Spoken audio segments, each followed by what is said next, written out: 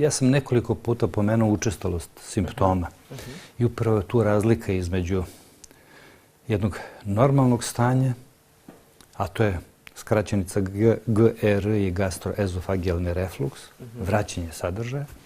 To zna da bude fiziološki fenomen, znači i kod zdravih osoba se vraćanje kiseline povremeno desi, u teškom fizičkom naporu, recimo, ili neposredno posle fizičkog napora, onda posle obilnog ili masnog obroka, posle onako se legne.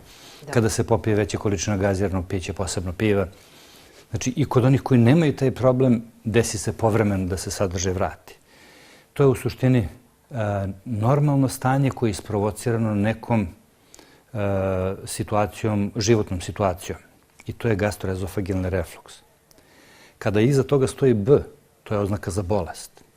Kada su simptomi prisutni često, znači jednom nedeljno i češće od toga, kada dugo simptome traju, kada postoji neki od alarmnih simptoma, onda to nije fiziološki fenomen, normalan fenomen, onda je to bolest. Bolest koja ima svoju šifru u međunarodnoj klasifikaciji bolesti i bolest koja zahteva lečenje.